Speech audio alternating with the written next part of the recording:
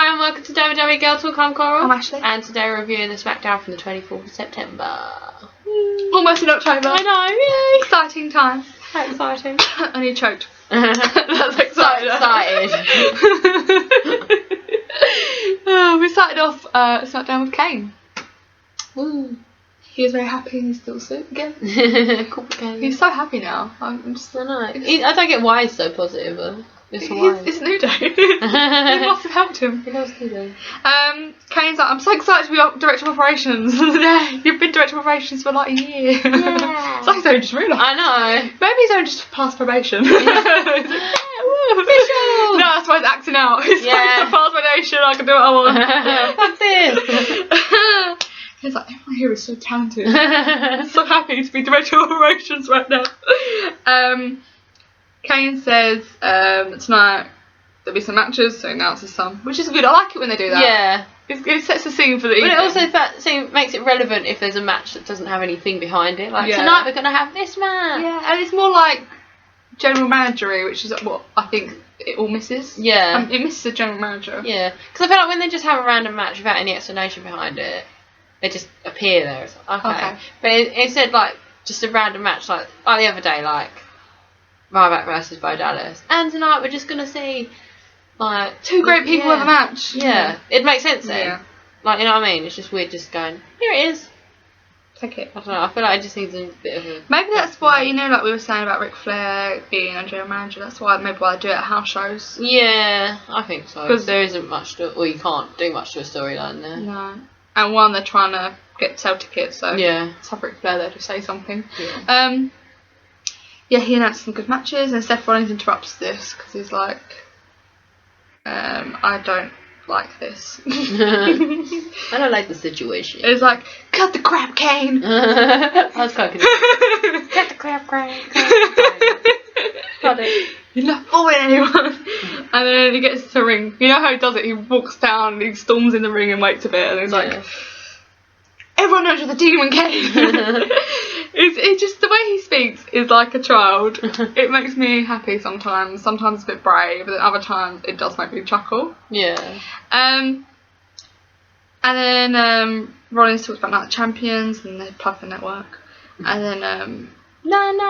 Rollins, They haven't said 9.99 for ages, have they? no. And then Rollins says about him being dragged through the ring. What happens though, like when he gets dragged through? They're gonna sit there like, oh, we've got to wait for everyone to leave. Yeah. I don't know. This is like a little walkway you can get through. Some places have like trapdoors. Yeah. I don't know. And plus, like, what do they think everyone else thinks happens? Like when he get dragged down there. Like, yeah. There was no explanation as to what happened afterwards. Like, how do they get back? Yeah. No one. Everyone's just fine next week. Yeah, it's like, hey, yeah, you dragged me down through the ring. Okay, Where what do I go happened? then? Yeah. And Kane's like, are you talking to me, the guy who helped you become champion? Because I think Kane did help, didn't he? Apparently he helped him win Money in the Bank, didn't he? Yeah. Yeah. And he said that, I recall you called me the 7 foot piece of crap, which is what he did. Is he 7 foot? Oh, he is, isn't he? And so I realised that makes sense now. And said he wants to motivate Rollins and help him be better, so he's going to put him in a match against Dean Ambrose tonight in the main event. Why not? Yeah, we haven't seen that for a while. No. So okay, I'm not disappointed. Yeah. And then Seth just has a tantrum and walks off. Then have Roman Reigns versus Luke Harper because I'm so excited because I've never seen this match before. We haven't seen it in months and years, ever. It's just exciting. It's a new dawning Once today. in a lifetime opportunity, Definitely. which is why we tuned in for this Smackdown. If you miss this, you're stupid. How can you carry on with your life without watching this match, Cora? I mean, I know. It was just you were lucky not to watch it. Yeah, it was terrible. It's the same old rubbish. Yeah, if you've seen it before, you've seen this one. And Roman Reigns just irritates me. Ooh, how did he do that? Where did that even come from? I know. He just randomly did it one day. It's never stopped. It needs to. Yeah, this works. No, it doesn't though. It just cringes me out. I'm like, stop it. Stop. I feel like Roman Reigns needs a spear. Like an actual spear. I don't know why. I I think it's just tribal tattoos. I feel like he just needs it. Repackage him. He can be Tarzan. He can swing in from the door. He just swings in, he just lands, he's like, yes, I have my spear. The spear is here. He's still gonna poke an eye out. The spear is here. That could be his slogan. It could be his t-shirt. Oh. Yeah, the spear is here. Be amazing. Yeah. Be very cool. This is why we should be in charge, clearly. Everyone was banned from ringside, so Dean weren't there, the Wyatt family weren't there, and Roman Reigns won, which was to be expected, because I don't let Luke Harper ever win. No, Luke Harper likes to lose. He's taking the back seat now as well with Braun Strowman. Yeah. I like Luke Harper, he's really good. Like, the only reason we started like Luke Harper and Eric Rowan was when we saw them live, because they were amazing. They're good live. They're very good. But on TV you can't get it. I know. I don't know what it is with them, but yeah, it's an odd one. It is an odd one. Yeah. But they're very enjoyable when you watch them live. Yeah. Then saw the New Day versus Neville and the Lucha Dragons. Which is pretty much like last time. Hey, welcome. The only person missing is... That's what they did last time. Yeah. Yeah. The same match again. So yeah, fun times. And then they talk about tables, about saving the tables movement. They want to start that movement, and they start the match. And it's all a bit like running around because Neville's in the rings. Yeah. And Lucha Dragons are there, and they're running around like crazy.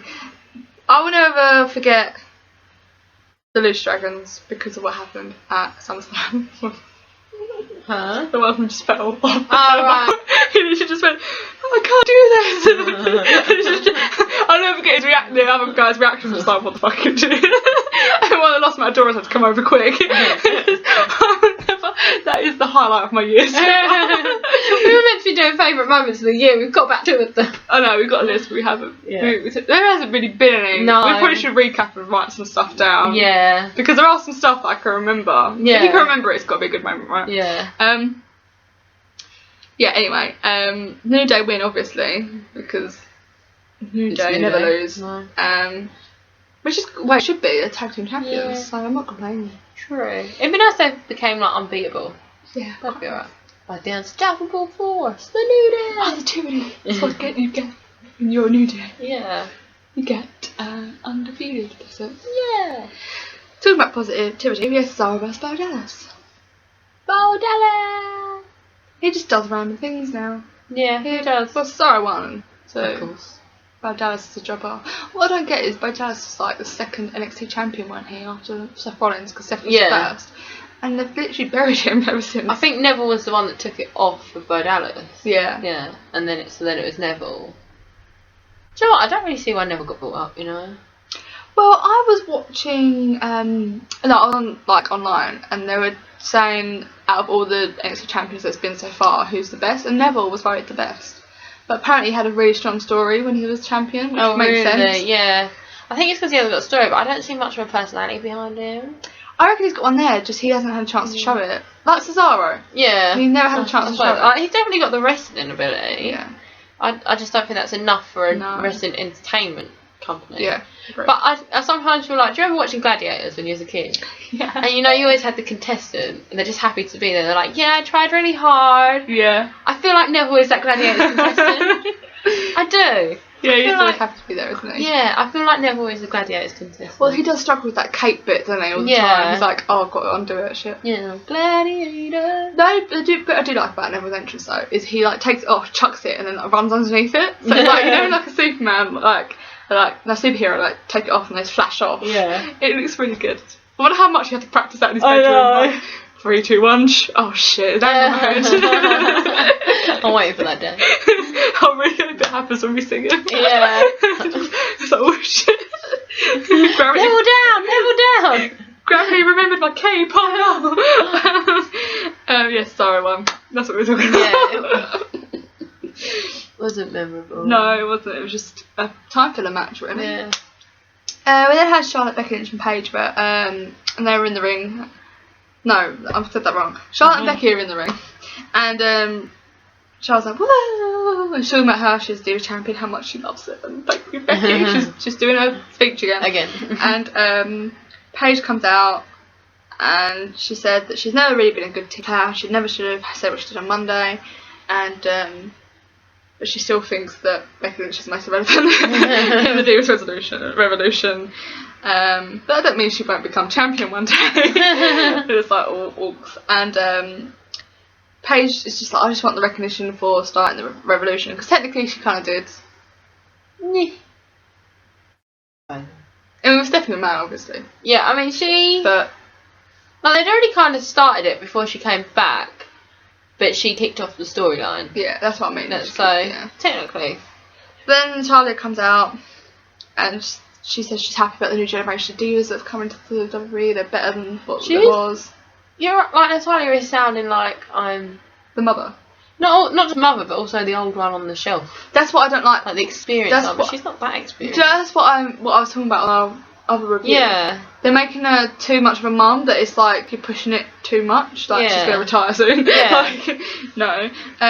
So you just come back, love. And Natalia talks about being proud of Paige when she won the Divas Championship on her first night on Raw, and she doesn't understand why they're all arguing over something like this. And then Paige says that Natalia basically leeches on divas in development to stay relevant. And then Paige slaps Natalia and walks off. Because that was fun. The only thing I didn't like about that part was I wish Natalia had fought back a bit. Yeah. She should have been, like, when Paige was walking away, Natalia should have thought, fuck this, and run after her and beat the shit out of her. So they just stand there like, hold her face like this. Yeah. And Charlotte, oh, you're okay, Papa. It's like, no, bitch, she slapped you, go pull her hair or something. Like, come on, you're better than that. Yeah. But hey, these things happen. We then had another tag match, which is always joyful. It was Kevin Owens and Rusev versus Ryback and Dolph Ziggler. What? Every time Rusev and Kevin Owens are in a match together, they end up always beating each other up. Yeah. I don't know why this happens. Maybe they just hate each other in real life. They're just like, do you know what, it's my opportunity to kick you in the face, so I'm gonna. Like, I just don't know why this happens. So they have this match, and it's just the same old rubbish, to be honest. It's mainly Rusev and Dolph Ziggler, to be honest. And then Ryback, I think, comes in at some point and makes his entrance. And Rusev ends up taking the upper hand against Ryback, but then Kevin Owens just walks away because he's like, I'm bored of this now. He's like, I've done this match before, I think, so I don't need to do it again.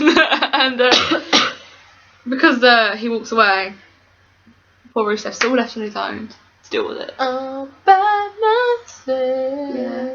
So Ryback hits a shell shock. Oh my god. I'm so shocked. Yeah. To win. And that's the end of that.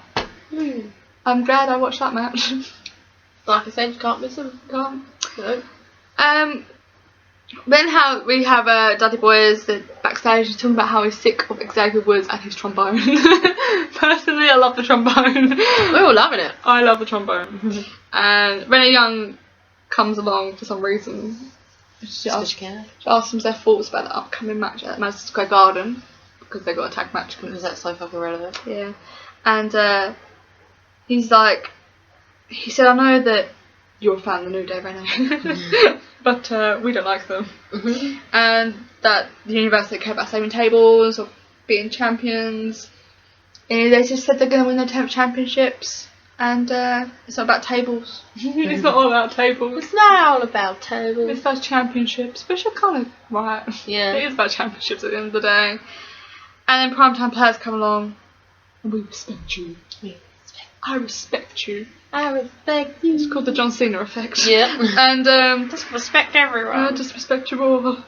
You lose to me, I respect you. And that was it, really. Darren Young just stands there like, I don't know why I'm here. Titus O'Neil just speaks for him. And then we had the main event. So it's Dean Ambrose versus Seth Rollins. Not as good as their usual matches. No, I was going to say that. No. It lacked a little bit of something. Yeah. And I don't know if it's just because they thought, well, there's no purpose to this match, because there wasn't really. No. Dean's like, I'm in a separate feud right now. Why am I even in this match? Why? But it's like I went back in time to last year's Night Champions. And the thing is, it was so boring. It's like they weren't into it. It's like they weren't really into it themselves. Like, yeah. They're like, they can't have got better things to do. We've done this 100 times now. Like, there's just no oomph behind. There's no I feel there's no motivation behind anyone. Yeah. Like even the writers, even just anyone who's there, the wrestlers. I feel like they're just doing it because they're there. Yeah, they're doing it because. I want to see passion. You know what I mean? They're living their dream. Like they've got as high as it gets for wrestling. Yeah. They're top of your game, and they're just kind of. Maybe they need a team building session. They do. I'm good at team building. I generally am. Have you seen my team at work? Like seriously. Hi, if any of you are watching. It's just we'll just ship Coral over to the States. Yeah, team building is easy. You can do it. Team morale. That's what they need. Yeah, they need a boost. Yeah. Something happens here, but I can't remember what happens. Can't remember anything.